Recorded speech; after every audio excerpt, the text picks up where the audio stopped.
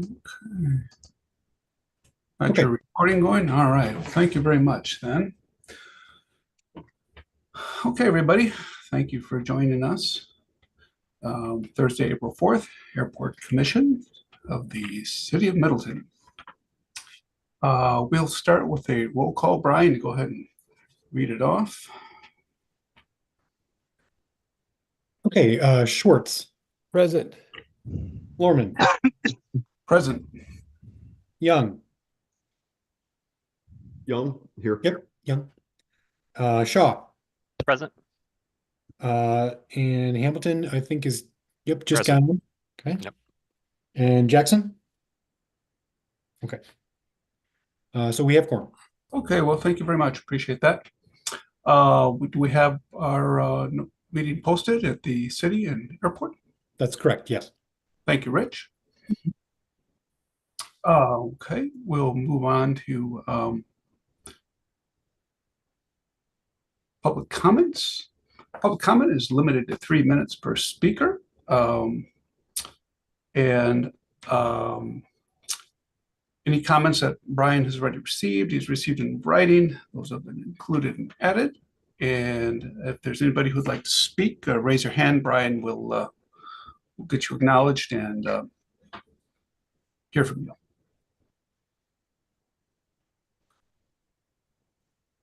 Don't see any hands.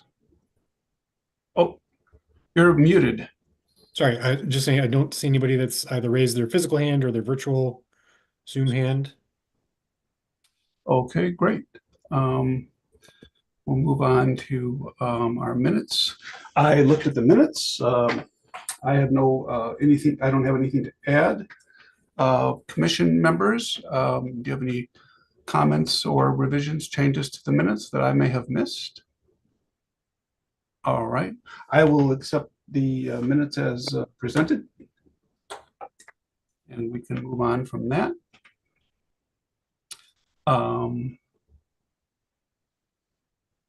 Reports. My report, I just really have kind of one comment to add to it. And I'll just start by saying this isn't an item open for discussion. I just want to put it out there. And then if we feel there's discussion, we can add it to a future meeting. Brian and I both received some public comment regarding review and interpretation of AC 150. And the comment was made that Middleton, this person feels that the Middleton Airport is required to undertake holding a citizen input session for noise analysis and complaints. In my review of AC 150, I interpreted this language in AC 150 to be part of an initial planning process, for an airport development or build out, whereas, Middleton already has a formal process for accepting noise complaints. Because the airport itself hasn't changed in configuration with respect to runway lengths, traffic patterns, and aircraft type and category that's operating. There's nothing at this time that really indicates noise would have substantially changed to justify putting together this type of public forum. So that said, I'll leave it at that. And if members of the commission or community want to follow up, with me after, or Brian Gatto, after the meeting, then it could be considered for future review at that time.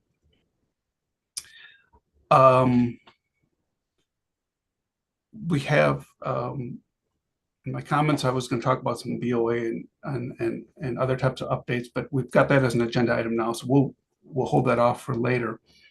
Otherwise, I've been keeping a tab on, I would just say in general, UL fuel development, and kind of from my own big picture view of it, I think things are going well in the industry and in general. And I think Really not a lot to report other than things are moving ahead for us in a positive direction. Rich, you're next. Okay, very good. Can everyone hear me? All right, very good. Just going through some neighborhood relations. Again, we're going to do both March and April. Essentially, what we're looking at is in March, there were 2 noise complaints. In April, there were 3 noise or overflight complaints. So, of course, our flights are down a little bit. Windows are closed because it's still cold, but there isn't much going on when it comes to the noise complaints that I'm receiving through any of the channels. So take that for what it is, but any of the official channels that people should be using, we aren't getting very much of anything for the last couple months.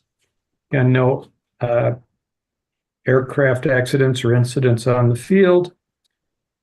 In March, we had Chapter 93, the EAA, hosted their visual meteorological condition safety club seminar as February 8th, and the Girl Scout troops 7590 met in the Maury conference room.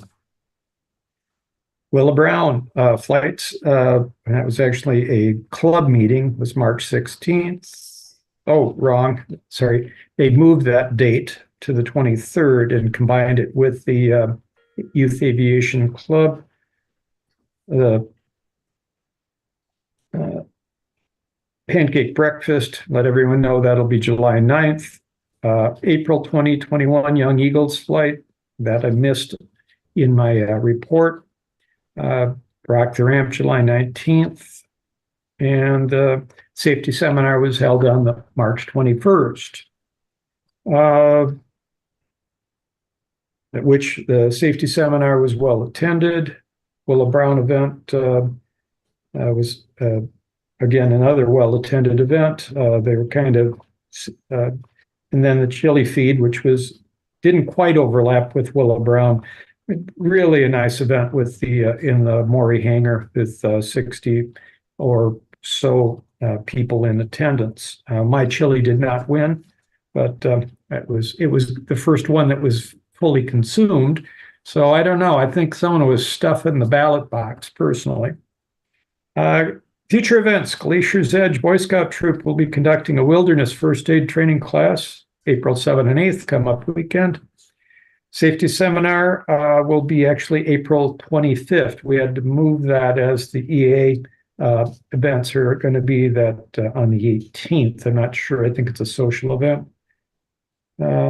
Again, talking about the pancake breakfast and Rock the Ramp, still July 9th and 19th, respectively.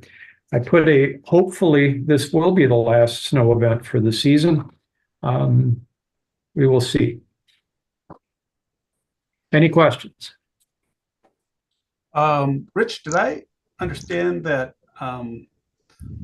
the hosted safety events at Middleton are at a higher, number or rank according to statewide?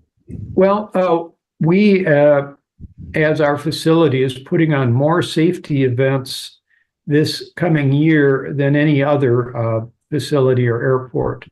And that doesn't count the monthly VMC club, which also it does count as a safety seminar. So essentially, Maury Airplane Company, in conjunction with the FAA, there's going to be a June 3rd event meeting the controllers. That's going to be put on at our facility, but not by us. Everything else, we're going to be doing 7 or 8 safety seminars this year. And unless some other outfit steps up, we will have the most safety seminars in person in the state. Okay, thank you. That's nice to know. I'll just interject one other thing in Rich's report here. Rich has been, it's been a few years since Rich did his first solo. I can't quite understand the math behind it, but it's been 50 years, Rich? Well, on March 24th, 1974, I did my first solo flight. So my math figures out 50 years and some change right now. So Yeah, okay. That keeps you at about 45. Well, congratulations. It's this speaks to the wealth of knowledge that we have access to at the airport, and I appreciate all your accomplishments in that. Thank you. Well, thank you, David. And just for those of you that are incredulous, I was 16 when I soloed Mark 10. So That's right. That's fantastic. Okay, our next item on the agenda is a selection of commission for a vice chair for the airport commission. Anybody's welcome to throw a name out there. Since I'm the first one speaking, I'll throw a name out there, and I'm nominating David Schwartz. He's welcome to accept it or not accept that nomination. And obviously, if anybody else has any names they'd like to throw in. I would accept the nomination. I'd be happy to serve in that capacity. And thank you very much. I appreciate that. Any other members of the commission have any? I'd Okay. support that, David. This is Jack. I'd support that. All right.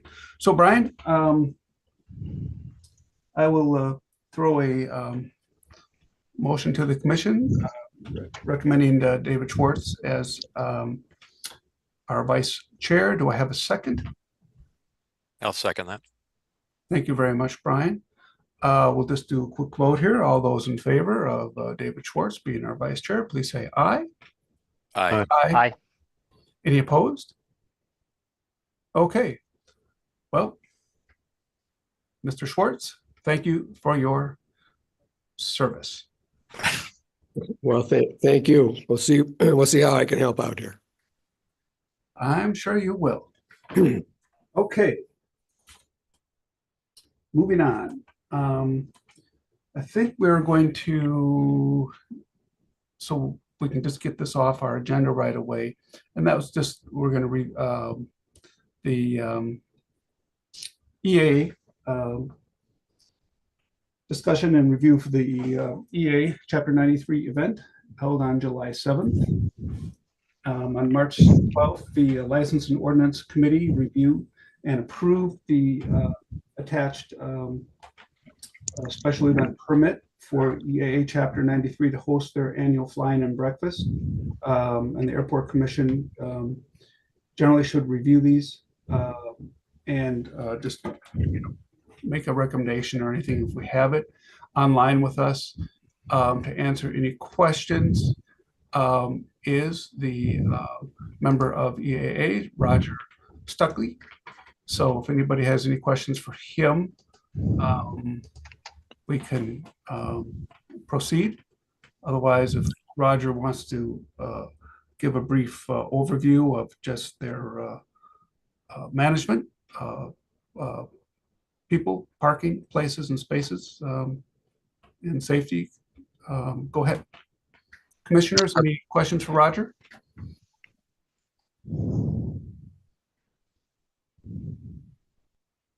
Okay, Roger, just give us a brief overview. Thank you. Sure. Can you hear me okay? Yep. Okay. So we do have our annual pancake breakfast coming up in July. We have a documented safety plan that covers flight line safety, parking safety, incident safety, emergency evacuation type of situations that we have reviewed with Middleton Police Department and fire departments. And so they are all on board with those processes.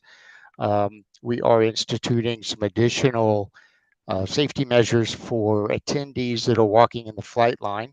And specifically, we're going to cordon off and tag aircraft that should not be tampered with or touched. In the years past, we've had a little bit of participant involvement with airplanes that we didn't necessarily want. So we're going to try and control that a little bit better this year's, as well as during the event, we're holding safety announcements as well as other announcements to the attendees throughout the morning. So we're expecting good weather-wise. We'll see something between 1,200 and 1,500 participants from the community, which is a great turnout. Lots of children, lots of families. And it's always a fun event for everybody. We anticipate TV coverage again this year. And we've been holding planning meetings since January. We continue to hold them monthly right up until the date of the event. So I think we're on board for another successful event this year. Great, thank you very much. Commission members, any further questions or information you'd like from Roger?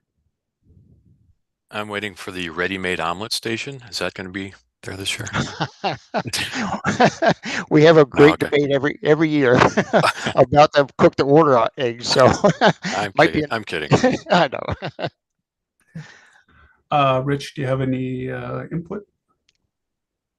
Well, my personal opinion is that every year has gotten a little better, and it looks to me like they're looking at what happened last year, making a few corrections, and going forward. I also have been told that they might allow me to flip pancakes, but they're not sure if I'm qualified. So,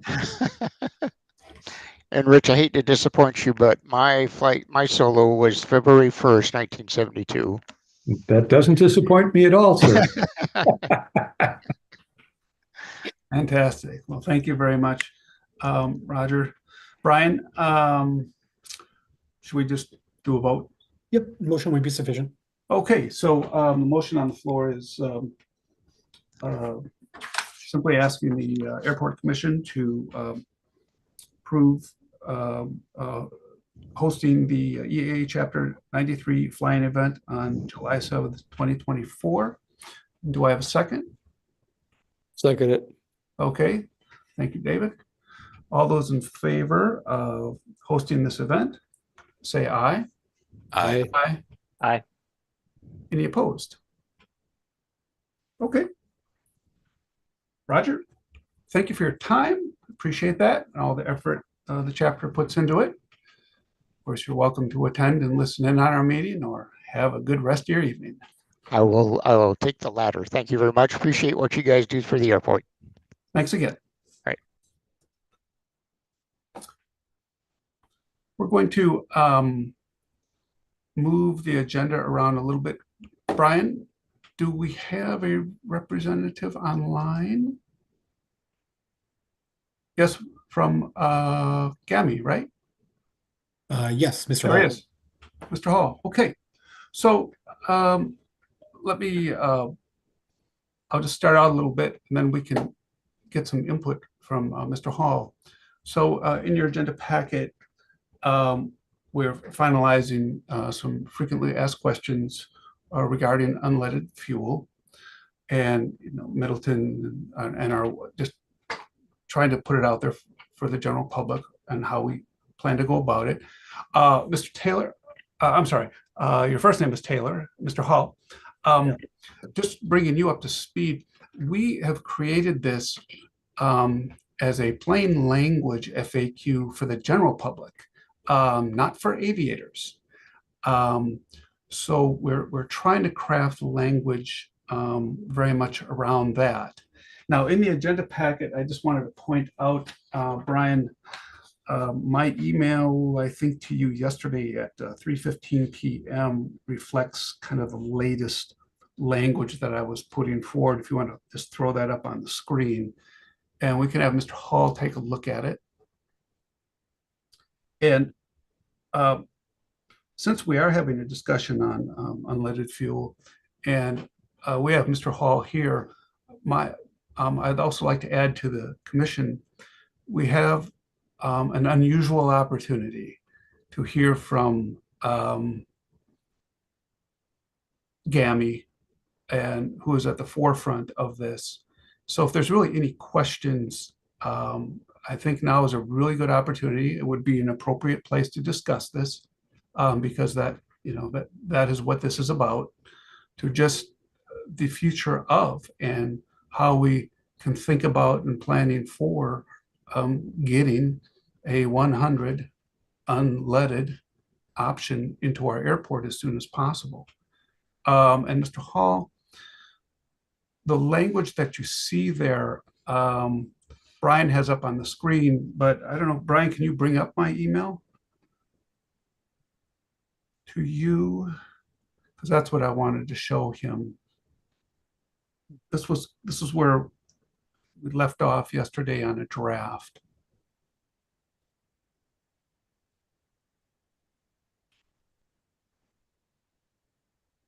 The draft went off your screen. Yeah, I know, just trying to find it here.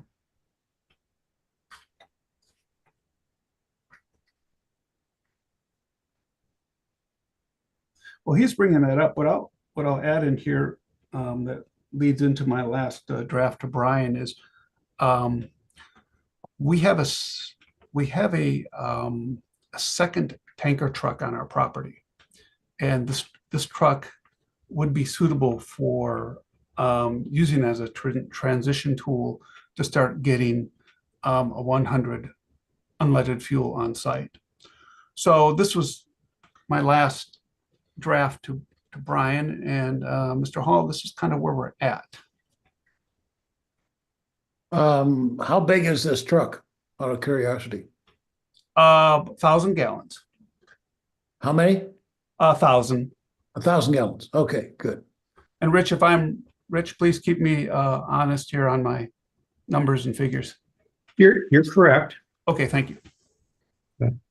Also, just to give you a heads up, we do have a 10,000 gallon 100 low lead tank, which of course we'll be switching over to the no lead if and when, or excuse me, when it becomes available. Mm-hmm, right. Let me give you my brief background. I got my license when I was 19 in college. After college, University of Denver, I spent 8 years in the United States Marine Corps, all of it aviation squadrons. I was in a C-119 flying boxcars with 3350 big round engines. They wouldn't let me fly because I had the glasses, but I had the degree and, license. Well, I pushed stuff out the back, basically, as crew. And yes, I have a 50-year pin from AOPA. That's the AOPA's Baron that we're running as a demonstration aircraft, running unleaded G100 UL on one side and leaded avgas on the other side, side by side. And both engines were recently overhauled before it was put into service. It's been out to Buckeye, Arizona, the air show, and it will be down at Sun and Fun coming next week. We are expecting a major announcement on the availability of G100 this month, which will make it commercially available in large quantities. Bringing 1,000 gallons to the airport is going to be expensive, just because quantity begets the price. It is a full FAA approved on every piston engine, on every airframe in the FAA database. Every once in a while, we find a strange one. The example is there was a Ponk STC to put a big air engine in a 182. Well, the dash numbers on the engine now had something special that wasn't approved, but it is. It's the same bloody engine with some minor changes to make it fit that particular STC. And so, yes, it is completely ready to go as a drop-in fuel. And to your tank on the airport, we'd like to get it down to a level of 10, 15%.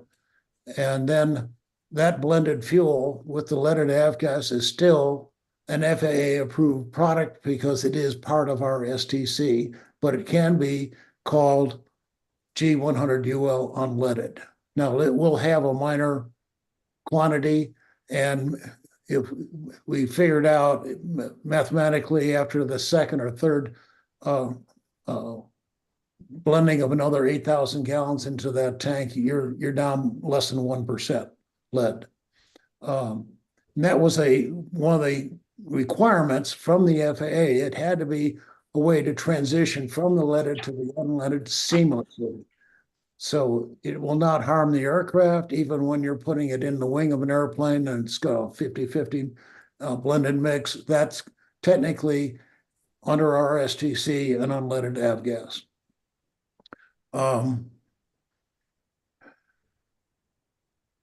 Do you guys have any questions of me? So I think a couple things that, and I know this is way down the road for us. We're pretty much aware of the fact that, yeah, probably trying to fill a 1,000 gallon tank would probably have some challenges from an economic viability standpoint. And it's probably a big ask on our part, but when do you foresee, the FAA getting to the point where they say, well, the STC will no longer be required? Do you think that's just more target date 2030-ish? Yeah, it's down the road. This development by GAMI has been totally funded internally. There's been no public funds at all for over the past 12 years of testing. We've got a multi-million-dollar test facility. Oh, hush. Excuse me.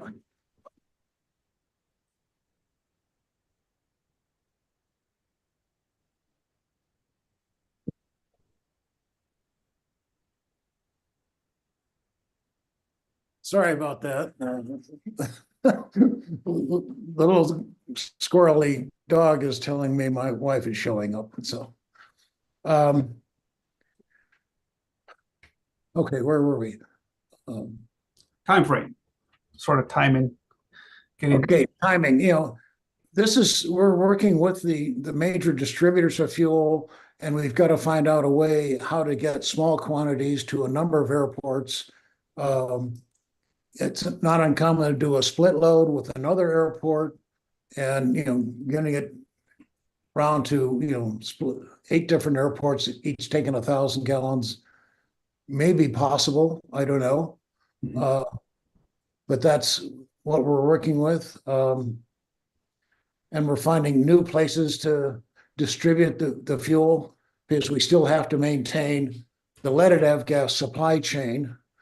And we don't want to mix that transloader that takes it off the rail car and puts it into a transport truck to be mixing leaded and unleaded. We can do that once, but then I want to keep those transloaders separate. It includes the purity of the product getting out to the market. Our formula that we make this fuel from is entirely different from the leaded avgas. We use nothing of the chemistry in leaded avgas in our fuel. The reason for that is the feedstocks. We went away from toluene to a xylene mix in a metaxylene, which has a higher octane number coming off the cracking towers in the 99.5 octane number, so it doesn't take us much to get it over that. We do have a special blending product that we get from Germany that will bring it up to the 102 that we're shooting for. This is an incredible product because it will not detonate.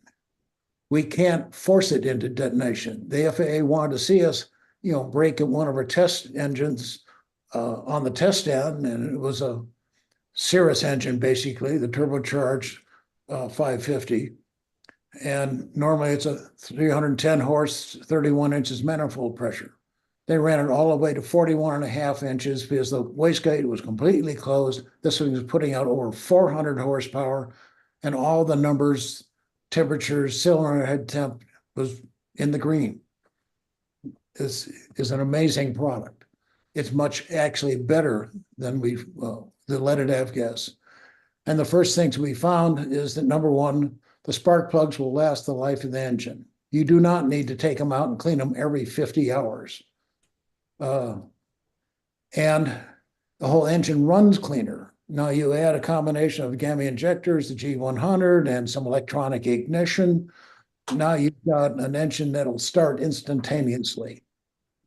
Turn it, it goes. And their hot starts are a thing of the past. You run at Lena peak and you're going to be saving, upwards of a half a gallon an hour to produce the same energy. You got a choice to go faster or burn less fuel, kind of a thing. And all that's been proven in the Baron that we've got and all the other testing we've done.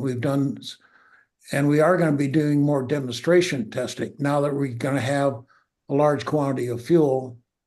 We're going to set up several long-term tests. A good friend of mine owns Central Southwest Aviation out of Kansas City. They fly 26 Aero Commander 500Bs. He goes from Kansas City to Colorado 5 days a week. That's a 7.5 to 8 hour round trip. And we need to put fuel at both ends. And so he can run it constantly. That airplane only has one main fuel tank. So he can't do it both engines at this. Can't do it engine 1 or 2. And we have another demonstration project going in California with another Baron with the California Aeronautical University. We got the STC on that operation at Buckeye. The interesting thing happened is when we were doing the paperwork on the ramp there, up walks 3 FAA flight inspectors, one senior guy and 2 trainees. They went through all of our paperwork. They looked what we were doing. We got the STCs, both for the engines. Each engine has an STC and the airframe has an STC. So there's 3 different 337 forms were signed off and everybody was taking copies of it. So that's what we're looking, and we'll see a major announcement later this month. And obviously we want to get something up to Oshkosh by next summer. I don't know if we can get that done, but that's a big deal. And or having it available going, when we flew up before, obviously we land somewhere else to fuel up, so we don't. We got plenty of fuel to be sent back around. The one I flew up there, Tom, I went around 4 times before they let me in past the Fisk approach. And I went up with George and his Baron Bonanza, and, it was twice they waved us off. So we got to go in fat with fuel. Okay, well, yeah, I appreciate that. I think, where we were at probably about 1.5 years ago was we actually considered putting in another tank. And then as we saw the quicker development, so right now we have a 10,000 gallon 100 LL tank and a 10,000 gallon Jet A tank, right? Okay. And so we were actually, seriously thinking about the viability of a 3rd tank, right? And that was primarily to support UL 94. I know you don't want to hear that, but it was. And but as we saw, kind of the pace at which 100 UL was moving along, we just said, no, why spend all that money? Because the thinking is, 100 UL is going to replace everything. Why would you use a UL 94 when 100 is available? And our 100 UL is going to be priced less than 94 octane, from what we understand. Okay, well, Our pricing at Vitol, the blender of it, is using a 91 auto gas octane fuel base price that's published every Friday. And leaded avgas is priced $1 over that. Our price will be $1 over that. So we're very competitive with the wholesale pricing getting to you. We've seen some insane prices for 94 UL. yeah, we have just in our area here, our airport offers the UL 94 in the truck, the 1,000 gallon truck, and Rich can speak to the logistics. And then there's another airport nearby, so it's kind of combining that effort between the local airports that are carrying the UL 94, and so I'm just thinking kind of just regionally, right? Because that's how a truck would kind of come up through here, and I don't know, would come up through Madison, Middleton, Oshkosh. It's the same road that you take right up from where we are, literally to Oshkosh. It's all one route. To just from a logistics in the future, to maybe just throw that out there when that opportunity comes our way. Yeah, this is the kind of discussion we need to have with the distributors. They are the ones who actually be moving the product. Okay. And actually, the FAA is wanting us and them to inform the FAA exactly how are we going to do this? What's the plan, in the nitty gritty. Sure. There are some places where we could rent a trailer. I've seen that done, or an ISO container is another way with 6,000 gallon, and put a little pumping system off of that to dispense directly as a way to get there. In other words, you don't have to buy the ISO container, it's rented as a process. Okay. And you're going to find, the flight schools are going to really love this, because if they don't have to take that airplane off the line 2-3 times a month, you can go a full 100 hours. That's a month flying for one of those guys. So the aircraft is more readily available. And we've been fighting the lead problem for years and ignoring it. But what we're seeing is, the oil samples are coming in like less than half of what the samples on the other side are coming. And we're happy to show these information and data. This is all open. We're having, the data is collected and will be available to the public. Mhm. We can send you copies of tested results. And Mike Bush is collecting all this stuff. And, he's the guru of, running engines for a long time. So his Turbo Baron, he got over 3,000 hours on a Turbo Continental engine.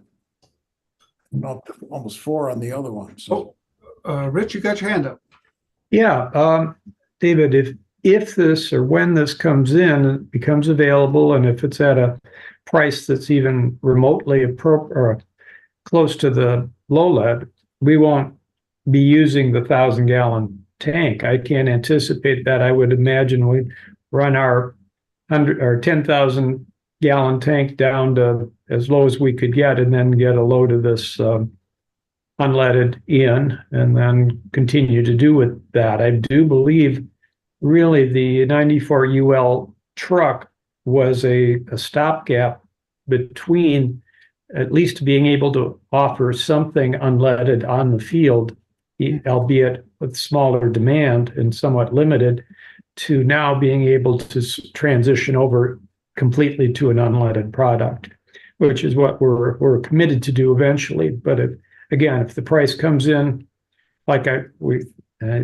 what I'm hearing is very good, there's no reason not to go with that when it becomes available regularly. Mm-hmm. And how would we handle the STC aspect to it? So we will be offering STCs at a discounted price, especially to flight schools. I've talked to flight schools anywhere from 45 to 100 aircraft on their flight schools, because they realize, in looking at what our initial data is, it's a real money saver for them. Their end costs are going to be lower, and the aircraft will be more readily available. Oh yeah, I guess I'm not thinking so much price. I'm thinking more logistics on our end. We have an after hours, a self-service tank out there. Somebody comes in and for some reason or another, they haven't got around to that process. Now, we'd love to run an event when you get the first fuel in the big tank and support the pancake breakfast, and let's do a thing, and we'll pay for an AMPIA to stand there and help sign all the documentation immediately. Mhm. Buy the STC on your phone in about 5 minutes, and it all gets emailed to you in a DocuSign kind of documents that can be signed right on your iPad. And the FAA is accepting that as in business, so getting the stickers on there becomes very easy. Yeah. So that gives us, a lot of food for thought, just based on, I think, us, figuring out how we want to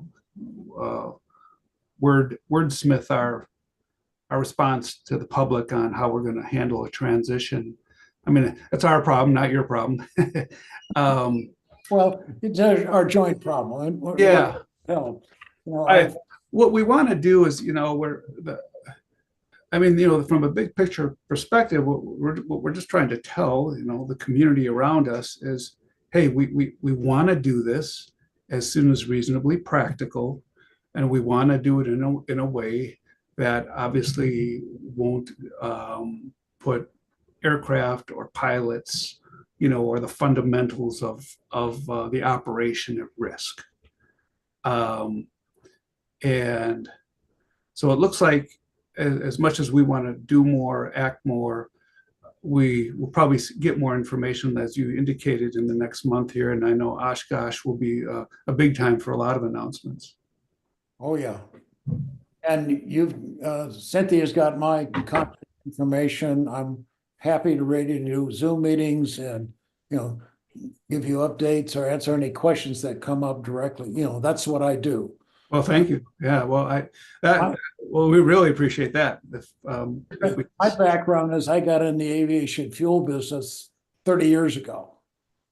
I've run my own business for a number of years, and then I got hired by Garsite down in Kansas City to invent the factory-made storage tanks that comes ready to pump and run. Hmm. In the 90s, I put in over 500 tanks all over the United States. Gotcha.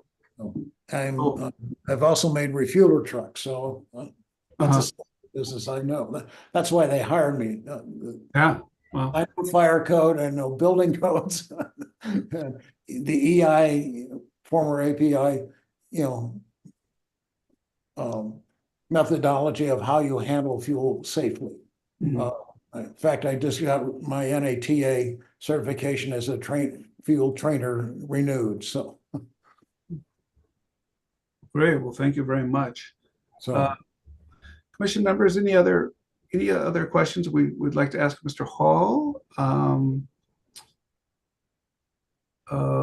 Or if not, we can let him go, and then we can work on our last bit of our FAQ.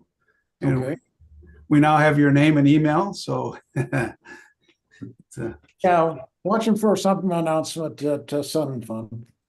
well, great. Well, thank you. We really appreciate your time, and thanks again for helping move the needle in the direction everybody is looking for. Excellent. Appreciate working with you guys. Thanks. Thank you. I will sign off here. Yep. So, Brian,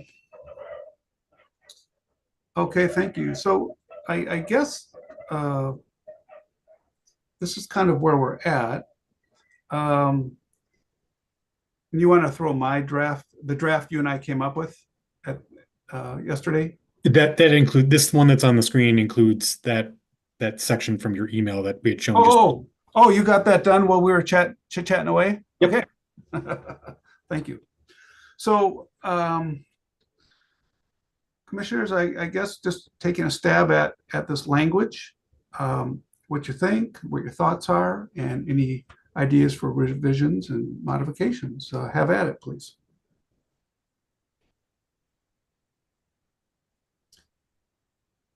And if you're just don't feel comfortable with really committing to anything tonight, and we can always move it off to another meeting. But I think as Rich pointed out, and my thinking too was, regarding, if there was a way to use our truck for a transition, but it sort of sounds like we wouldn't really be able to. It's just an all or nothing. David, we could, but cost will be higher. We'll have to coordinate as we do with the Swift fuel now. There'll be probably other providers that won't be able to take a full load, such as up at Sauk, for instance. So it's just that it doesn't, once we get the STC situation squared away, it doesn't make sense to go with just 1,000 gallons, because we'll go through that in a week probably. Right, gotcha. Well, good. I mean, that's why I'm just thinking out loud, and then we probably should just scratch that. Just X the truck out of there in the FAQ, and just work on fine tuning language for a transition. I think it's off the screen. Does it get knocked off the screen every time someone talks, Brian, or did you? I took it off so you could see who's speaking. So Commissioner Shaw's got his hand up to make it. I'm sorry, I don't know why I don't see people's hands coming up. That's fine. I was just curious, Rich, has there been much demand for the 94, the Swift fuel? Not an awful lot. We were up at our latest load of 94 UL, the price jumped significantly. So we haven't really been selling it. We can't sell it at the 100 octane price. So we had to mark it up a little bit, and our margin is still smaller than it would be on the standard 100 octane. But there are some people that still want it, but not an awful lot. So I think last month we only sold 84 gallons of it.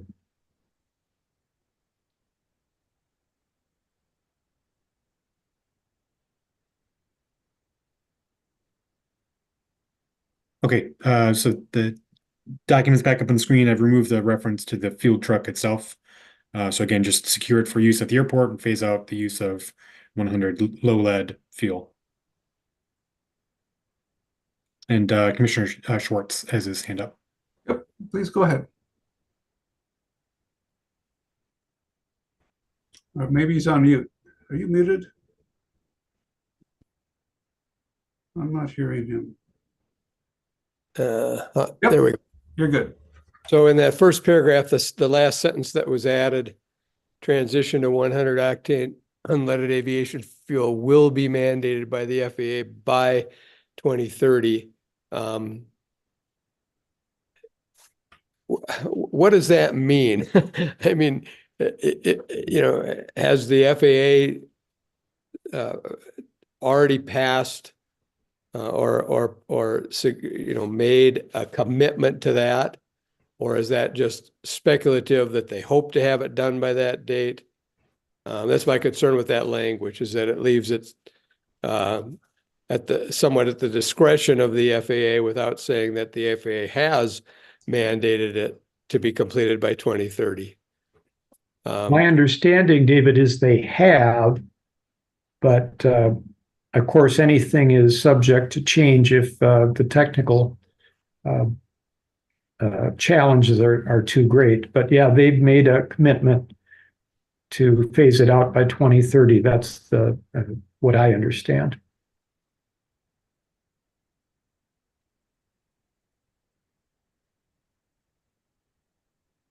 I see where you're. And is my concern with the way the language on the FAQ is. It's sort of saying, well, as soon as the 100 UL is commercially available, we're going to have it. But obviously, as you could see tonight from what Mr. Hall said, there's too many unknowns out there. Just in terms of capability, capacity, distribution, it's really truly up to the these blenders and distributors and their capability to get something to us. And then of course if it's not at a competitive price, well, it just won't be, no one will buy it. So how do we say that in a non-techie aviator term to the general public? Is it just safe to say? How about something like the transition to 100 octane unleaded aviation fuel has been mandated by the FAA and likely will occur by 2030. Sounds good. Brian's wordsmithing away. If I may interject, maybe instead of likely, but is scheduled to happen by 2030? Does that cover the same? I mean, the FAA is on record as this is what they want to have happen. So, Right. Yeah. The FAA is. I mean, they are on record by saying 2030, right?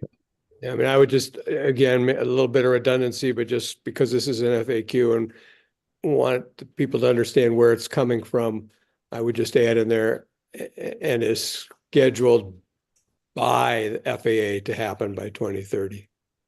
Okay.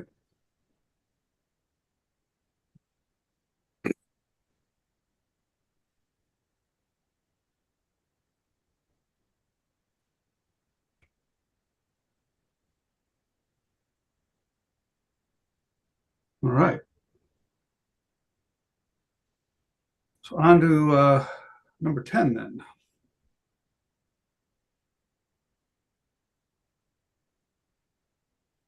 I think the first half is pretty clear, right? Industry initiatives again, moving in this direction. We're saying there's, the three vendors out there. One of the three looks like they might be having actually some issues, but we'll stay out of it.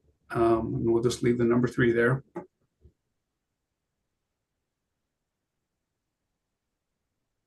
I used the term fleet-wide distribution. I've seen that word thrown around a lot in this transitional talk to UL. Because I've kept sort of scratching my head again, because this is for the general public. We start getting into supplemental type certifications and trying to explain all that. I don't think we need to put that here, obviously.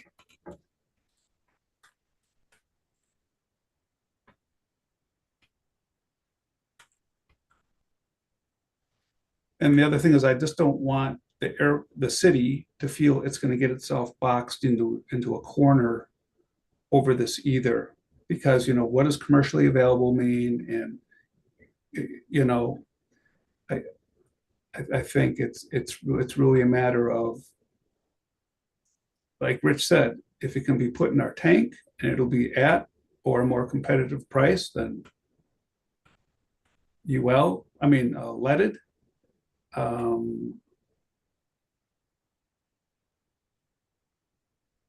we'll be good to go. Commissioner Hamilton's got his hand up. Brian, go ahead. Brian Sorry. Hamilton.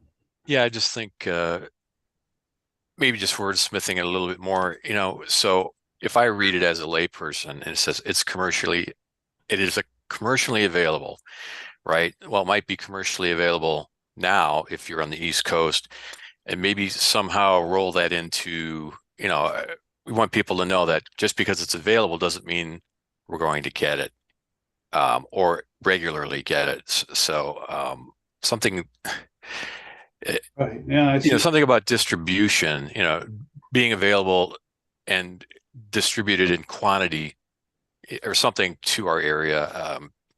Yep. I mean, something, it says reasonably practical, but what does that mean? Reasonably practical to who? I don't know, just throwing that out there, something about being available to us, not necessarily just commercially available. Yeah, you're right. That's all.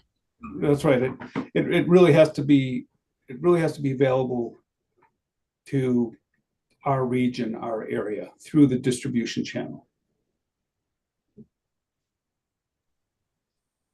I mean, it is available if you are near the blender where GAMI is obviously doing all their testing, and the couple places they have it set up for this. But like you said, to try to get it up here, they want to get it up to Oshkosh, and they're obviously, Oshkosh would probably be a pretty big consumer of this.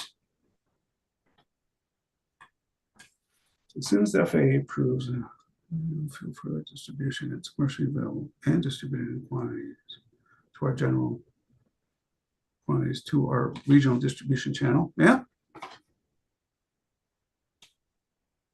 that works. Anybody else have any thoughts on wordsmithing here?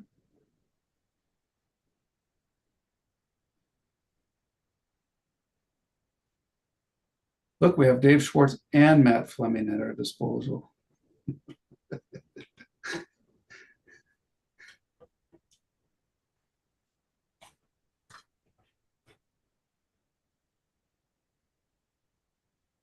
Okay. Brian, I don't think we don't need to vote on this. This is just fine tuning it. I mean, it would be helpful just for the body to give direction that this document that was just up on the screen with the edits is the one that you're comfortable with. So I think a motion would be okay. appropriate, just to clarify. All right. Well, if the commission has no more comments on it, then the motion before the commission is to adopt the FAQ, based on the draft tonight, and the city will simply get it published on the website under the airport section. Do I have? So my motion will simply be to adopt the FAQ as drafted tonight and get it published to the city website. Do we have a second on that? Yeah, I second that. Okay, seconded by Brian Shaw. At this point, is there any further discussion or comment? Don't see any hands up. All right, let's take a vote. All those in favor of accepting the FAQ as drafted tonight for the city website, please say aye. Aye. Aye. Any opposed? Okay, thanks. Fantastic. All right, our next item on the agenda is discussion and potential action on the proposed amendment to the Specialized Aviation Service Operation SASO agreement. Brian, just bring up that one paragraph if you would, sir. And while he's bringing that up, to refresh everybody's memory, on October 17th, the Common Council approved a new specialized SASO with capital flight that would begin on April 16th, 2024, just keeping those dates in mind, with a new 15-year term through April of 2039. Capital Flight LSE President Matt Hofeld has raised a concern with the inclusion of rental occupancy charge that may be utilized after the first 5 years of the agreement. Prior to the full execution of the agreement, Mr. Hofeld has respectfully requested the Finance Commission and Common Council consideration of striking that verbiage relating to the rental occupancy charge due to Capital Flight's taxable investment in the property on at the airport. So, and on March 19th, the Finance Commission reviewed this. We voted on it, and it was a split vote. So because we couldn't agree, we simply said, let's throw it back to the Airport Commission for further discussion. That said, I put some time into this, went out and did some research, and I came up with and found quite a bit of information out there. And I'm not looking at you because I'm looking at that information. And what I wanted to point out about it is what I found is quite a bit of documentation and discussion out there, but none of it had language that at all represented our SASO with respect to this one clause. I looked at comparable airports, And I found that East Troy, Fond du Lac County, Kenosha, all have references to SASO agreements out there. And the language in them is similar to ours in the sense of, what's expected of a business operator and things like that at the airport, but nothing about occupancy rental charges. I also found Mineral Point, Boscobel, Ashland, Oregon, some guidance from AOPA, Lake Tahoe Airport, Ogden City, Utah, SASO, Blue Skies Aviation in Waukesha, and of course, Capital Flight's own agreement in Waukesha. So where they started discussing money, like charging rent and fee structure, always more tied into a lease and commercial lease arrangement. So they had separate SASO, which is a set of business expectations, services you'll offer, and so on and so forth. And then they left the money up to more their a separate lease and rental agreement. So that's my assessment, and I'm just throwing that out at the commission. Some members of the Common Council, and I'll just bring in on some of the politics of it. Some members of the Common Council, for some reason, seem to have a bit of a passion for this language in there, while other members of the Common Council do not. I would ask Matt Fleming to chime in and just kind of state what you already told the council and kind of your take of it. Well, yeah, I mean, I certainly understand why this language is problematic for Capital Flight. I mean, it's not typical, and I typically don't advise in contracts that you have provisions in there that basically are an agreement to potentially agree to something in the future. You have an agreement for a particular term, and you need to know what those terms are. Now, certainly there are some agreements that go for certain terms, and sometimes there are things that change, but you have layouts. Here are the circumstances and the parameters under which one term or another may change, but it's spelled out so there's not complete uncertainty as to what that all may be, and I think that's arguably kind of what's been left here. I mean, even under the previous version, or I guess the version that we're still operating under, that language about talking about occupancy, after 5 years, I mean, really is just a reminder to the parties of what they talked about. So it wouldn't be a surprise when you renegotiate, but it's not a provision that sort of, came into effect during the initial term of the lease. And so, there's a number of different ways, I guess, you can skin this cat. If there's a sense that that's too long of a period of time for the city to go without the ability to have any additional charges, well, then the remedy is to find a shorter time that meets both parties' expectations.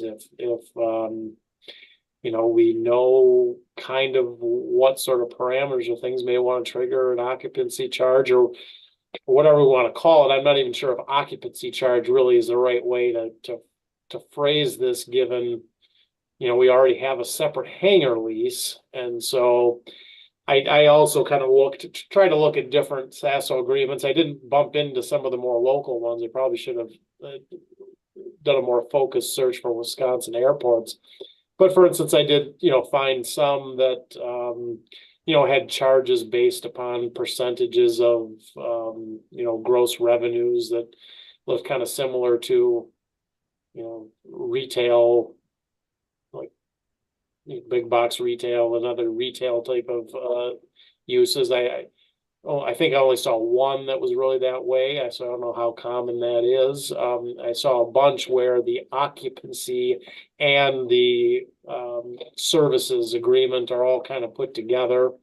So there's a number of different ways to go here, but here, since I think we have already a hangar lease, but I don't know if if any sort of additional charges that we'd look at in relation to providing the services would really be an occupancy charge, or if we'd be looking at calling it something else like a license fee or something like that. But then the question becomes, well, upon what basis would we want to charge it? What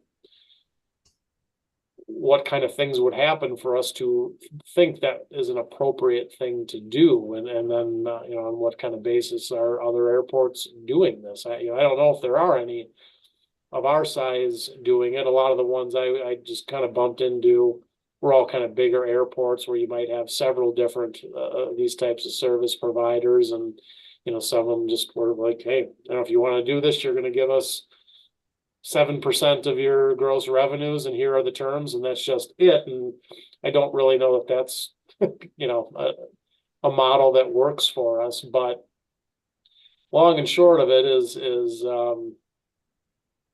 I think we need to determine what kind of charge, if any, would be appropriate, and under what circumstances we'd want to do that. And if as we look at the market, our own situation, maybe the airport commission recommends that there aren't charges, and there just needs to be more information to the council to explain why, in this committee's judgment, there shouldn't be, and just lay out that information a little more. I just don't know enough to know exactly where we land and what's appropriate for our airport in this circumstance. But those are kind of the options as I see it to address this. Because I do agree. I don't think it's a good thing to sort of just say, hey, in the middle of this, we're just going to talk about maybe doing things, because either essentially don't have a 15-year agreement then, or in the alternative, you've got just a commitment to talk about something, but with no obligation to actually alter the agreement. What does that get you? It's really kind of meaningless. So, well, thanks, David Schwartz. You're muted. Oh, go ahead.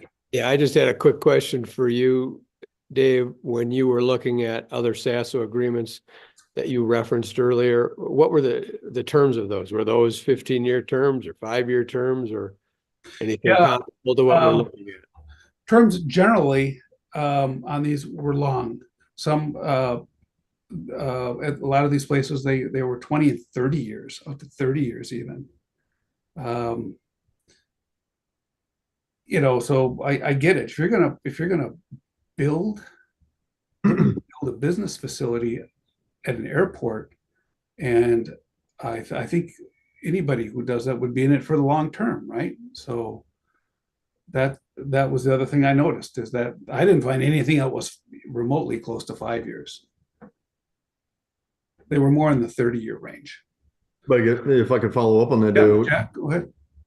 If I could follow up on, it's a good question David asked. What's the precedent? I mean, you got a ton of FBOs or different service providers on Waukesha's field. You got 2 FBOs in Green Bay. How are they managing this? There wasn't a consensus that you saw? The precedence is difficult because everybody does it a little different. There are SASOs, and they're consistent in terms of saying, for example, as a SASO, you're literally like talking about providing services. Like if you're a flight school, you're going to provide X amount of services and aircraft. If you're a maintenance facility, the do's and don'ts of a maintenance facility. Some of them got pretty granular, of what you do and don't do in a building. And just when you look at these, it was all about keeping things very aviation centric. That's all. And that, to the business operations. And I mean, obviously the 2 businesses we have at the airport, that's what they do. They service aviation. So that was just my takeaway, that these were, call it almost like a set of expectations for the services you will provide as a business at the airport.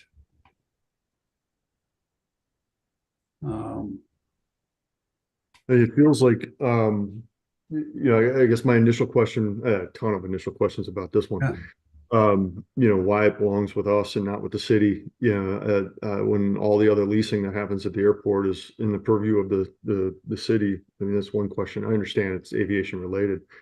The fact that it's a land lease that we all pay on our hangars there, it's not a lease, like in the commercial sense of the term of a lease. Yeah. I put capital improvements in structures that I lease all the time, and I don't get free rent because I invest in my properties for the furtherance of my business.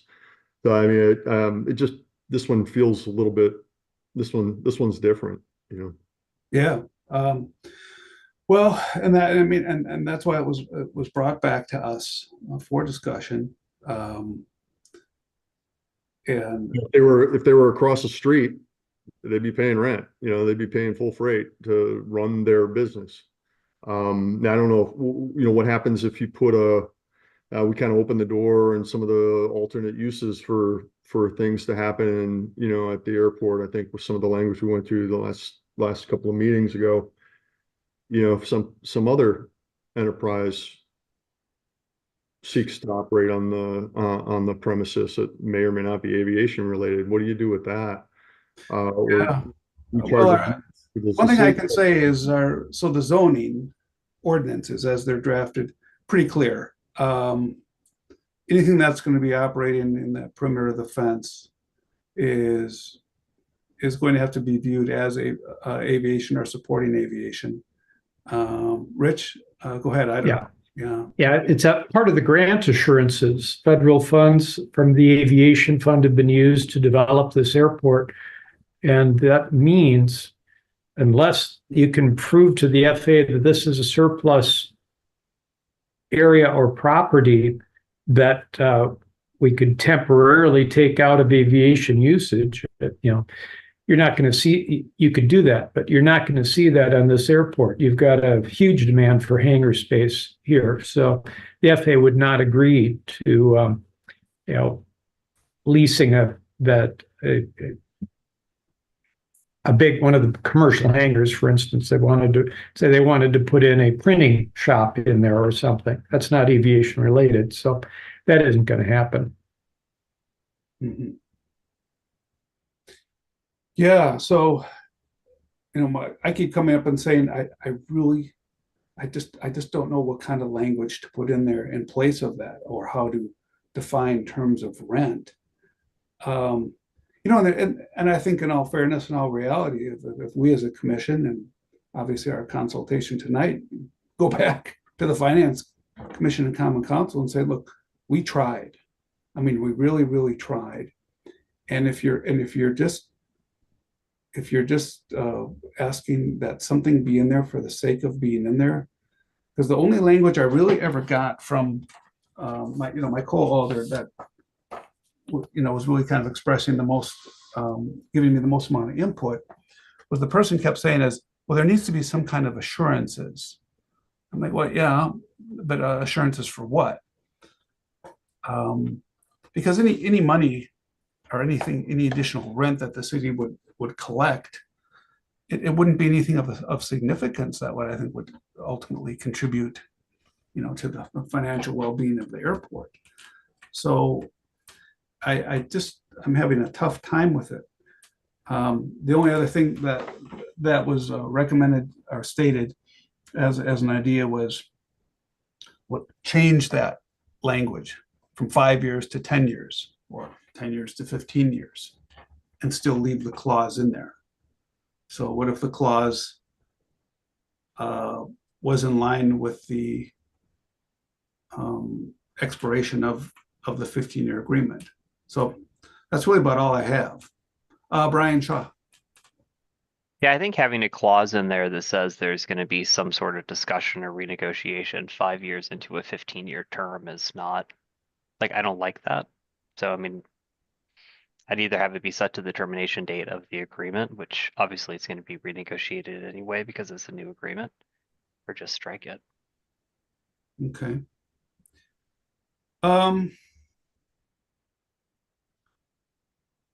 Do So if we're at a loss, we're not at a loss. Brian, do you think, would it be in the interest to simply say, commission either supports the language or doesn't support the language, just do a vote, straight vote on it, because we can't really come up with any ideas to put something else in there? Or do we throw it back on you, the city, and say, we're out of ideas. You come up with something. I mean, the commission could, if you are so willing tonight, could take a vote on, either the red line language that was originally there that the Finance Commission asked to have referred back for further consideration. You could vote that, up or down. You could offer an alternative such that Mr. Shaw just did, something about changing it to match the term of the 15-year lease. That would be another, option you could send back to the Finance Committee, and then obviously there, be a summary of this conversation to provide the Finance Committee with kind of context for, as you mentioned, the difficulties you've had in coming up with another alternative. Mhm. Matt, are you off mute? Did you have something to say? Oh, I'm off mute, yeah, but no, not because I Okay. have anything new. Yeah, so okay, so now we have two options. We could David Schwartz has got a hand up. Oh, Dave, please go ahead. Thank you. I guess the one thing I'm not hearing here is what the economic impact to the airport is by having the Sasso business there. So in other words, they're renting a hangar right now, multiple hangars, but let's just take one hangar. They're renting a hangar just like any other person who's renting a hangar is paying rent at that hangar. But the Sasso, the question in terms of charging them something additional, are they having an economic impact on, number one, are they having an economic impact, a negative economic impact on the airport that the airport should be looking to recoup because of extra wear and tear or whatever on the airport because of their activities? I have no idea what the answer to that is, but to me, that's a question. And then the other aspect of it is kind of flipping that around, and that is, does the airport feel a need to have economic resource beyond the leases for hangar space? And those are the two things that to me would go into a decision as to whether or not to be charging something additional to hangar rental to these people or anyone. And I don't have the answers to those questions. Mhm. Yeah, so Just so I'm clear too, assume they own their hangars, they're paying a land lease, correct? yeah, it's a land lease. That's correct.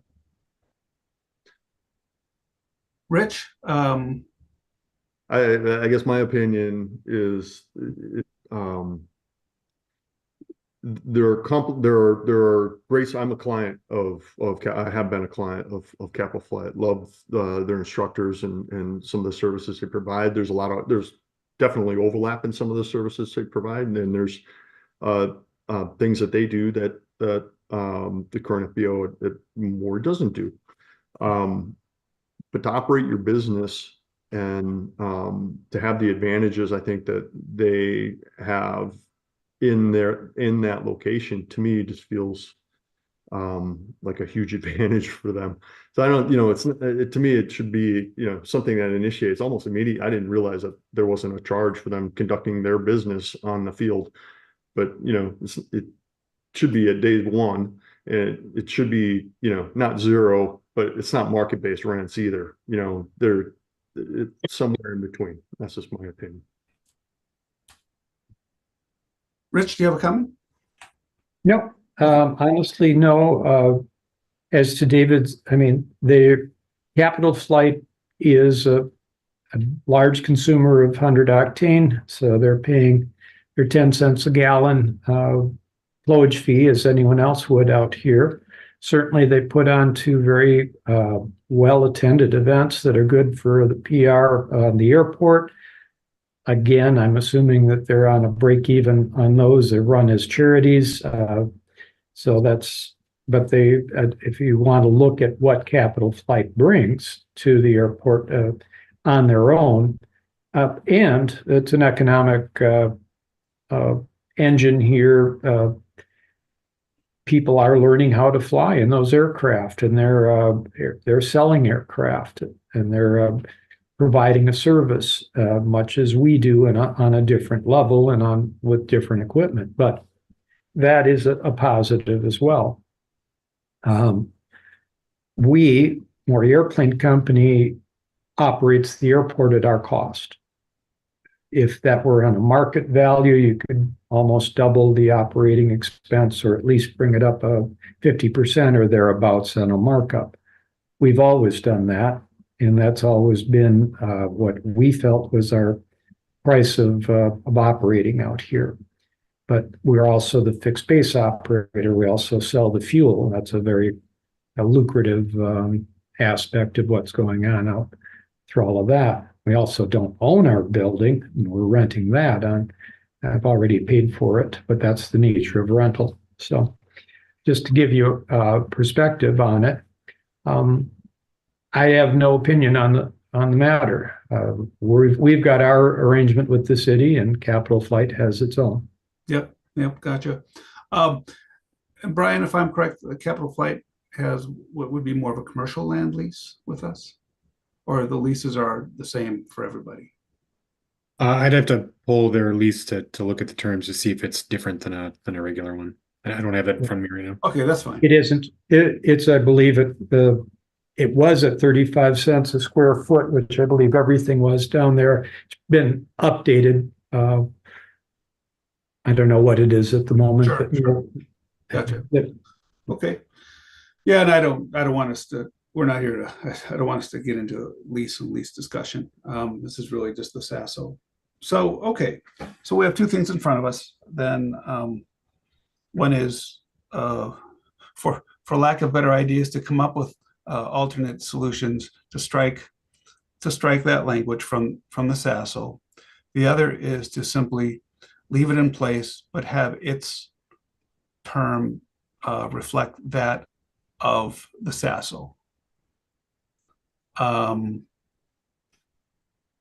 Brian, do you think we're at a point where, would we want to present options to the Finance Commission? Would the Airport Commission be okay with, say, putting two options to the Finance Commission? This way we're not, backed into any situation. We're just throwing ideas out there and then leave it at that. We don't have to really vote on it. We're just going to make two recommendations and move on. Yes, the commission could make a recommendation that includes those two planks, if you will, and then provide that with the context of this discussion, and the Finance Commission could discuss and debate those two options. I'm more comfortable doing that, because then we leave the door open, and if the Finance Commission and Common Council want to delve into other things beyond this, that's at their prerogative at that point. Commissioners, what are your thoughts? Are you okay with that? And let's see if anybody's got their hands up. I'm just scrolling through here. Dave Schwartz. Yeah, I don't want to bollocks the whole thing up, but no, go ahead. I'm thinking of a third option, and the reason I'm thinking of this is based upon what I heard from Jack, and then conversely a little bit of what I heard from Rich. To me, a third option would be, okay, it was presented to Capital Flight. There's what the city was willing to approve was presented to Capital Flight, and they have rejected it. They have said they don't want that. So it's not like the city didn't make a decision or couldn't make a decision. It's that the person receiving that decision didn't like it, so they've rejected it. So given I like hearing Jack's comments about seeing a business here, getting a value to it, but at the same time I understand Rich's comments that they put something into it. But a third option to me would be, okay, you didn't want to sign it, you don't want to be tied into having it renewed in with a potential of cost in 5 years, then instead of having a 15-year agreement, why don't we have you have a 10-year agreement? Oh, right. Just say another option is to consider a SASO 10 years with the 10-year rent. Yeah. Yeah. In other words, we were willing to give you 15 years, but wanted to reconsider the cost of that after 5. You rejected that. So fine, we'll give you better than what you originally presented with, which was a 5-year. We'll give you a 10-year without that cost adjustment after 5, but then again, we'll see where we are in 10 years. Okay. I mean, right. This is just again throwing the ideas at back to the Finance Commission. So right, but I also probably get the impression that Capital would definitely probably reject the 10-year. I mean, I know Capital would, just based on already, feedback and input from Matt.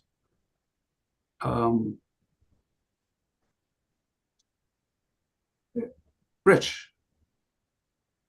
Oh, you're muted. Yep.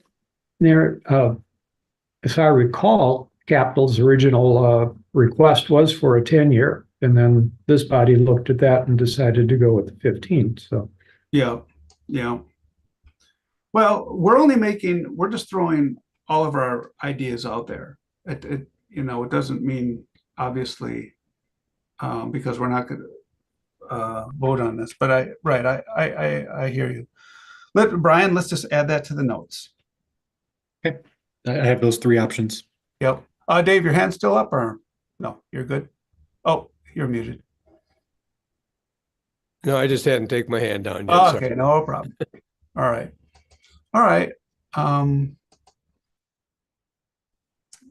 Just for minute's sake, a motion to forward those 3 recommendations to the Finance Committee would be appropriate. Yeah, absolutely. And I'll be sure, when I'm with my other hat on with Common Council, to state that, originally, what Capital Fire really wanted was 25 years, 30 years to be much more reflective of what Capital has at Waukesha. So, and it's really just all about making, building and developing the business out. So, I mean, I'll continue to articulate that. So the motion then is, not a motion, Brian, it's just a recommendation then. It'd be a motion to forward the 3 Oh, okay. So recommendations. the motion is we'll simply forward our 3 recommendations to the Finance Committee. Recommendation 1 being synchronize a 15-year SASO with 15-year change of the rental cost to 15 years. Another option will be just simply strike it.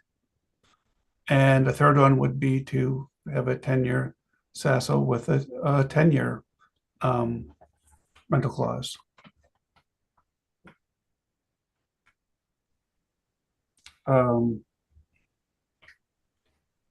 So I'm just wondering if I don't know, do we want to hear from Matt on this? I don't know if we would be breaking any. Would we be out of place, Brian, to allow Matt to comment on this? No, if you wanted information from the applicant, okay. you can ask questions. Well, if Matt is online, then I would like to hear from him. He's again around. Sure. Can everybody hear me? Yes. Go ahead, Matt. Thank you. Fantastic. So first of all, thank you everybody for taking time to go through this and take another kind of swing at it. I'm happy to field any questions that there might be on this. I think in my mind, there are really 2 components to this, the term and then that language. The term that we originally requested was a 25-year. The reason why, commercial lending terms are 25 years. So when we take loans out, as we have for our infrastructure, we own multiple hangars at the airport that we've invested heavily in, and would like to continue doing so. Our bank, of course, looks at our credit worthiness and all the other good stuff that goes along with it. One of those things is how long can the company do business? So without the ability to do business, of course, makes it pretty difficult to meet those obligations. So the longer that you can finance that term out for, of course, cash flow in any business is an issue. So a 25-year term is a pretty standard thing in commercial lending. And we would like to put forth more and better projects at Middleton and continue reinvesting. If the term is shorter and shorter and ever shorter, that becomes impossible. So, you know, that's the point of the term. The fee component of this is something altogether, and you know, it in my mind becomes a very slippery slope. The commission here tonight has not been able to identify why would we charge a fee, and the city, you know, wants to leave open, at least some members of the finance committee basically wanted to leave open the opportunity to charge arbitrary fees. They're doing business. If they want to continue business, they're going to pay up. I'm going to call that blackmail. And it doesn't feel good to any business owner to have to do that. Nowhere else in the city would that be something that happens. And given the investments and everything that we do, it becomes something that I would reject on an ethical standpoint, because what has happened in the past to airports that become something that governments want to change is they at renewal triple leases and make business impossible to do. So I'm very, very protective of my business and any other business that is on our field to protect those interests. And it's not the feeling I get from the city now, but government changes. And we have seen how quickly feelings within government can change. And for us to go forward having open-ended agreements, that doesn't work. Any questions?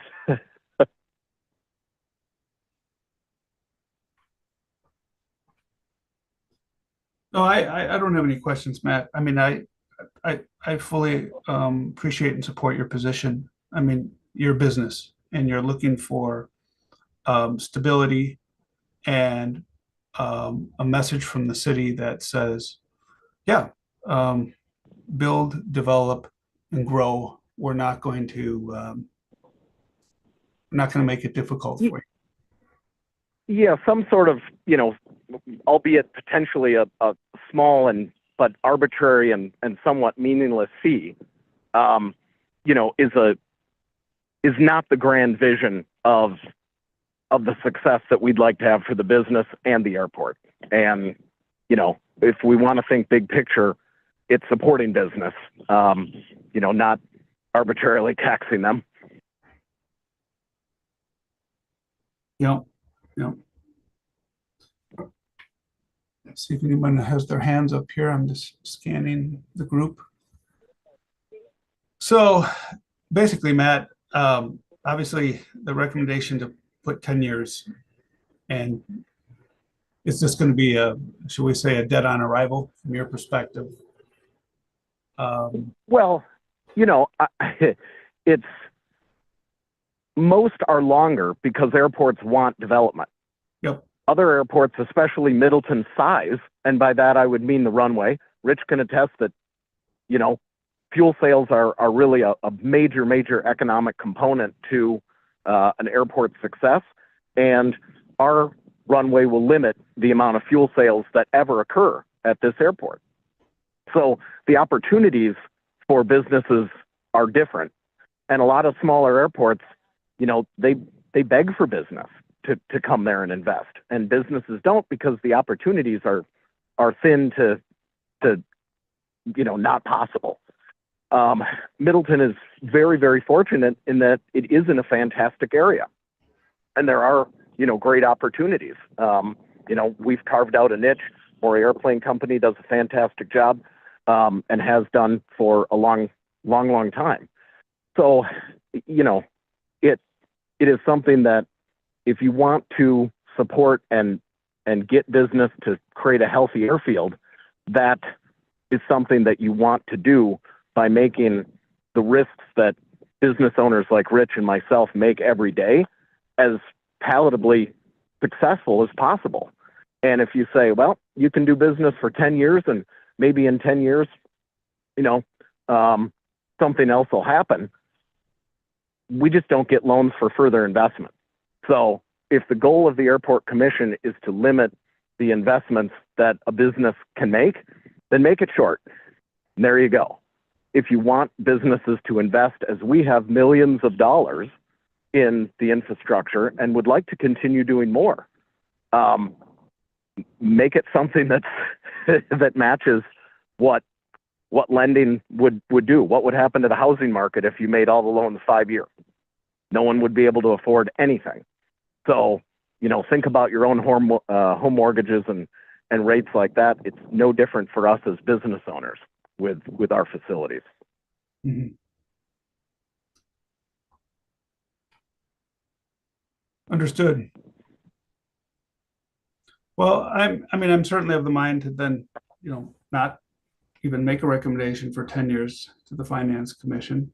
There's no sense in us going, bouncing back and forth and putting something out there that you're just not going to agree to. And I do recall, and that is absolutely correct, that you wanted well beyond 15 years, and the 15-year was already a compromise. So. And 15 years, frankly, is a compromise that will limit the scale of a project that we can do.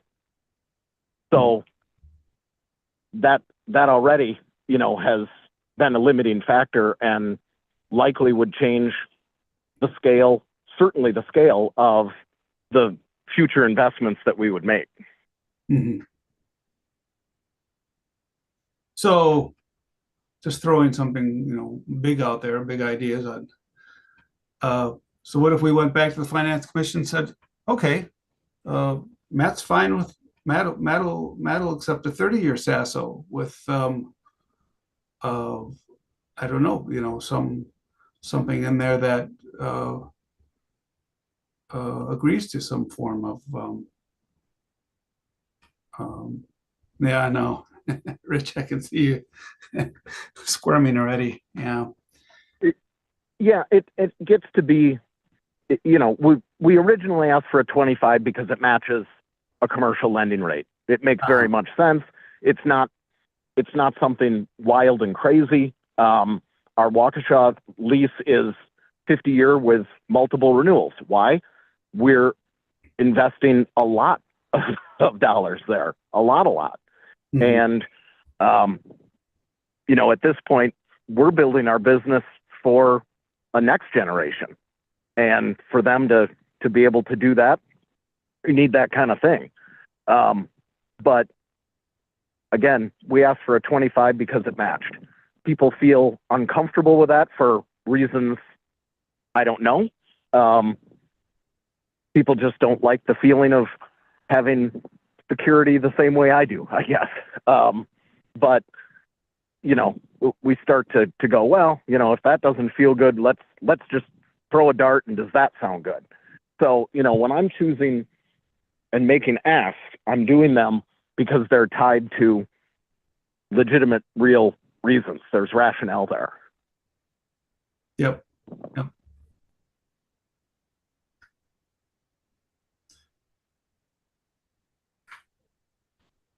All right. Well, thanks, Matt. I appreciate your input. Thanks. Thank you very much. Yeah, not a problem. So, Mr. Chair, just to bring it back, we hadn't quite made a motion before, but we did have the list of 3 items, and that would be the place to start, I guess, for the commission to make a decision. Yeah. So, commission, just based on hearing from Matt, are you still okay with moving ahead with, say, sticking with the 15 years, striking the language, 15 years, and then with the rental clause being also renewable at 15 years? Yeah, I mean, I think if we go back with a longer term, even though I believe that folks now maybe have a better understanding of why we want it longer, you know, it is what it is. So at some point we have to say uncle too and move forward. Yep. Just so we're clear, guys, I mean, and I'm not arguing against, you know, what Capital Flight is trying to do here or not. Just commercial lending isn't requiring Capital Flight to take a 25-year term. They're electing to take a 25-year term. You can take whatever term you want in commercial lending. It's just to everybody's advantage to push it out as long as you can. My personal opinion is give them as long a lease as we can. I think the question is around, well, is there some charge or is there some usage fee for the position that they are presented at the airport? That's my opinion. Yeah, and frankly, as an airport commission, I don't feel comfortable going down that rabbit hole. I mean, this is getting into finances and getting into kind of just a whole other area,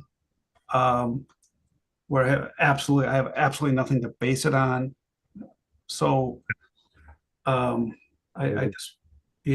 just want to find, you know, some way to get something back, you know, with respect to what, you know, what's in front of us, without having to, you know, redo everything. I mean, it's not saying that at some point in the future, you know, maybe this is an opportunity for the city to look at, down the road, obviously, what we're doing with the SASO and the language in it. But I think for tonight and just getting something back as a recommendation, we throw our recommendation back and let the finance and common council have it out.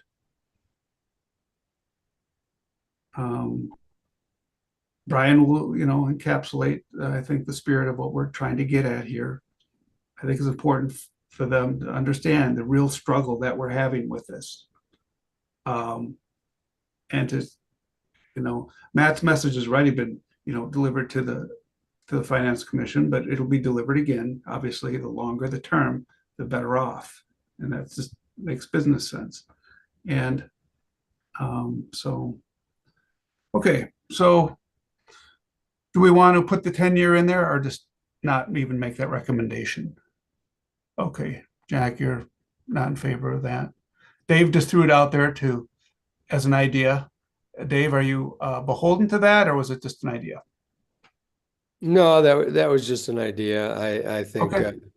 I think your comments, Dave, are accurate. That we're now wading into finance issues and things that really aren't part of this airport commission's purview. Yeah. Okay, Brian, let's just make it 2 pieces. Okay. So then is that a motion from you, Chair Lorman? Yeah, the motion would be then to go back with obviously removing the clause for, you know, the spirit and intent of what we talked about, that, you know, contracts that have this kind of language in are confusing and not typical, as Commissioner Shaw pointed out, and also as our own city attorney pointed out. And so then the other compromise would be to leave the language in but change it to 15 years. And that's it. Do I have a second on that from somebody? Somebody has to. Yeah, Oh, I can second that. Second from Shaw. Brian's got it. Okay, thanks. Okay, all those in favor of submitting these 2 options to the Finance Committee for review, please say aye. Aye. Aye. Any opposed? All right, thanks. Appreciate it. I know this was not easy, but I'm glad that it came back to us to really hammer out and get through. Okay, next on our list. I know things got a little bit out of order. Sorry about that, but we did that to keep it moving along. Okay, so comprehensive plan. This I have to thank Commissioner Young for bringing to my attention. And so this is on here as an opportunity for us just to get ahead of things. We don't have to solve and rewrite everything tonight. We have time and we have opportunity. But I just wanted to get the comprehensive plan thrown out there and provide the commissioners with just a little bit of background. So comprehensive plan is there. It's a living document that the city has. It just gives a kind of a snapshot of where the city's at and where the city wants to go with the future. There's, as you can see in the packet, there's the airport snippet in there. And it's intended and it's really meant to be modernized and updated as needed. I have some thoughts regarding it, and some things that could be slightly modified and changed. And again, these would just be kind of draft recommendation language at this point, and then it's something that we can always kind of work on down the road. And that's really kind of about it. For example, there's a little chart or graph in there. It's aged, it's outdated.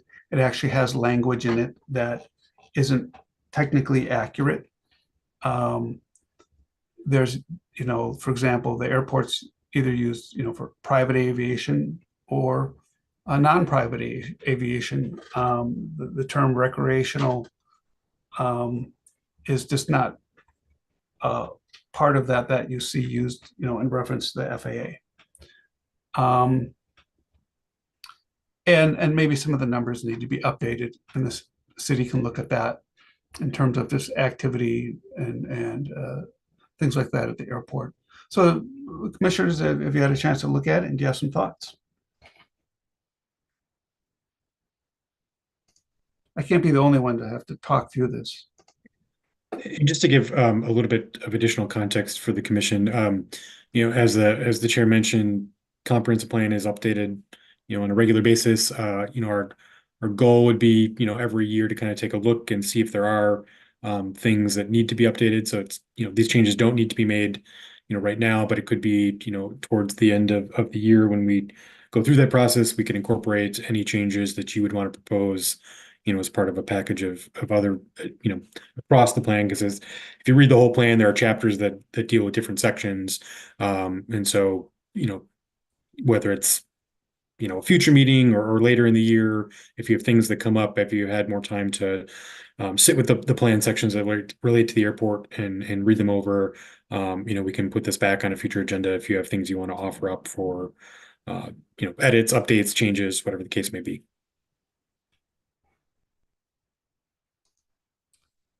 And I can just add, when I came on board here in 2019 and we went through this. So what I did is I literally went through it and I saw little bits of language, asked, made my recommendations, sent them off to the chair and the city. And then over time, a little bit of that gets incorporated into it.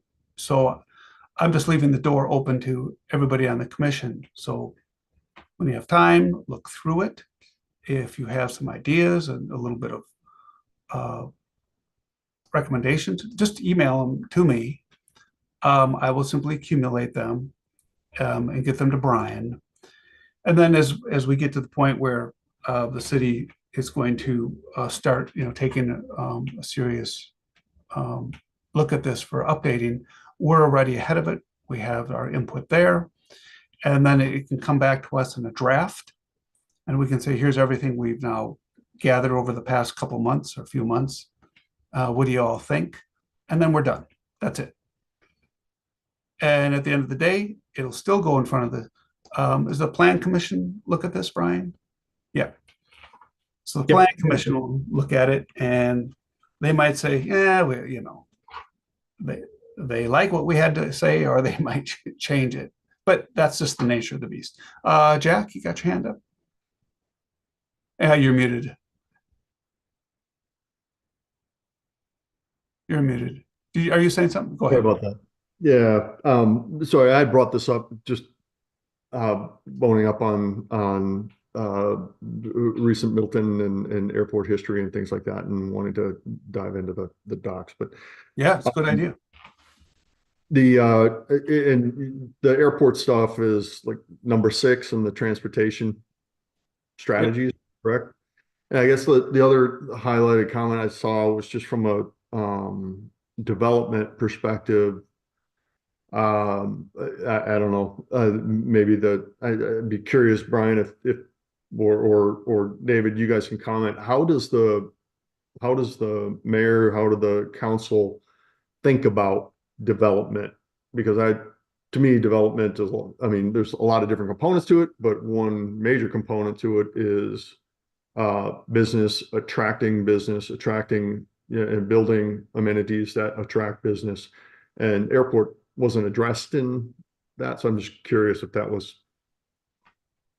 Yeah, I'll leave that to Brian. Yeah, so I was not with the city when this plan got crafted in 2021 with a different community. But I would say, generally speaking, economic development in Middleton is as with anything, is a multi-leg stool. So there are a number of community partners that have a role to play in it. The city, through both the comprehensive plan and some of our financing tools like tax increment finance, can help kind of set the table for certain developments. So in some cases, we do offer the vision for where we think we want certain things to be located, and we can incentivize those type of developments, not to a specific development, but a type, but where we want certain buildings to be in the community, things like that. You can't pick a specific, I want this specific restaurant to be here. We don't have that type of influence, but we can say if there's a type of development that we want to occur in a community and it's within one of our tax increment finance districts, there is the opportunity to help kind of figure out ways to make that development happen, kind of to lay the foundation so that a development can happen. There are other, to your question about kind of business to business development. There are, we do kind of reach out and have conversations with businesses, but there are other partners in the community that have probably even a better handle on that, more role in that field. So the Chamber of Commerce does a lot of the business to business recruitment and retention of existing businesses in town, and then the Middleton Area Development Corporation also plays a role in providing some smaller bucket financing, bridge mezzanine type loans for both existing businesses and recruiting new businesses to come into town. So there's not one player in the economic development game in Middleton, and this is the same for Dane County, other communities in Dane County. We each have little pieces that we play, but ours specifically, the city of Middleton, is to kind of lay the table in terms of where we think we want development to happen, and then once we've identified that, through the comprehensive plan, is it in an area where we can provide some incentives through tax increment finance.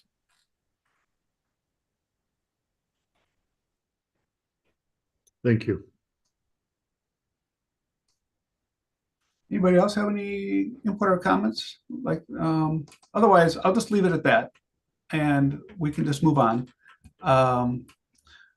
Just keep it in your thoughts, and don't hesitate, and please feel comfortable to look at this section and copy and paste and send me your thoughts and ideas, and I will pass them on to Brian, and then we'll just take another look at it down the road.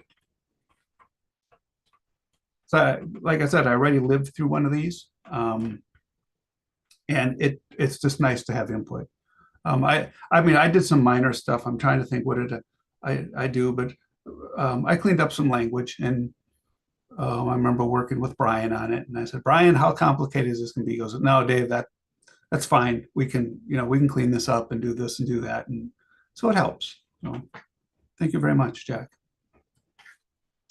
Okay. Next on our list, update discussion on BOA Wisconsin Aeronautics and our petition request. I'll let Brian kick it off. I'll just simply start it by saying Brian and I had a meeting. Rich was there and representative from BOA, and it was just a review of our current petition, where we're at, and some changes we're going to make and some resubmissions. So go ahead, Brian. Yeah, thanks. So the city submitted a BOA petition, kind of finalized our documents at the end of 2022. It was submitted to the BOA in 2023. Again, kind of for a multitude of possible funding items. And we talked about this during the budget process. So, there's money from the BOA that can be used as matching for that. The city does have to provide some percentage of funds for those projects. So every year when we do what's called our capital improvement plan, we do try to kind of bucket money where we think in different years, both the next fiscal year, but then in out years, going 5 years down the road, where we think a certain project might fit into the queue, if you will.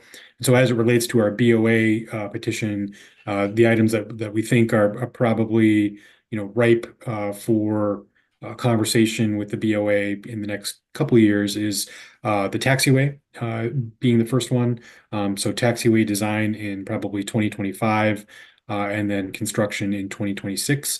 And again, taxiway would be in the same configuration as it is in the airport today. So not changing the size or dimensions, but just reconstruction of the taxiway. And then runway, the runway would be a couple years further out. Again, same thing, same dimensional standards, all those things. So not looking to expand or anything with the runway, but the same reconstruct as the runway sits here today. That would be 27, 28 timeframe. And so the BOA will be kind of starting the process for hiring the consultant for the design of the taxiway. Since it's a project that's funded by the BOA, they kind of lead that process, and the city works with them. The chair mentioned that we will likely be submitting an additional petition for an item that wasn't in our original list. That is for the AWOS system, that the automated weather observation system. We've talked about this in past months. That system is coming to the end of its useful life, and it's been having some more kind of mechanical technical hiccups. And so we're just anticipating the need to have to replace that in the not too distant future. And so that is something that will submit a separate petition request to the BOA. And there's a process that you have to go through in order to do that, with public hearings and notifications and all those things. And so I'm just waiting to get some final numbers from the BOA on what those type of AWOS systems typically cost. We have a bookmark in our capital improvement plan for about $150,000, and I'm just waiting to see if there are other comparable prices that the state has that we can use for that. So when we've got that information, that will be an item that'll come back to the Airport Commission to kind of start that process. Planning Commission is involved in hosting the public hearing for that, so we'll keep you in the loop on that. I think that's all I had on that. And then the localizer, we're going to turn you into an aviator speak person here, Brian. The localizer, Rich, you were in on that. It's sort of not decided because the history is pretty straight up on it, Rich, but it was it's owned by the Fed, and so is the land underneath it. Well, the land, I believe, is on a long or indefinite lease, and the actual nav aid, everything there is owned by the FAA. So it's up to them to maintain it. Yeah. If they decided to abandon it, then we'd have to decide what we would want to do at that point. But that takes the financial burden off the city, which is very nice. Yeah. So the BOA is doing some investigation on our part, so we will know what if anything can or can't happen, or what our obligation would be moving forward in terms of a decision to maintain it or not, I guess. So Brian, I'm looking at the petition in our packet. I guess it's technically page 2 of the petition, page 27 of our packet. Item 2, fuel farm acquisition and upgrades, and then we have in there include purchase of unleaded tank. So then will you amend the petition and just will you be scratching that, and there will be a redraft of this petition then in the future? I think you're muted. I'm trying to find that section you Oh. referenced. That the council did strike that as part of their Okay. approvals. So that should that's not an item that we have asked nor are eligible for funding. Okay, so the petition that's right now in tonight's agenda packet, it just has all that language on the second page of the petition. And then the third page of the petition, assessment of petition items, section B, number 2, fuel farm acquisition and unleaded, including purchase of unleaded fuel tanks. So again, that's there. And there's a paragraph underneath that goes into language about it. So I guess what I'm saying is whatever our agenda packet isn't accurately reflecting what the petition should be or will be. So on page 48 of the packet, Yes. the items that our petition is eligible for is it'd be only for fuel farm acquisition and upgrades, period. There was at a earlier date, there was some language for purchase of a new fuel farm that was stricken by the council in their resolution of approval of the petition. So that's not an item that is authorized. Okay. So the one I'm looking at way down further in the packet, that's just for reference purpose. Yeah, it might be, but yeah, Okay.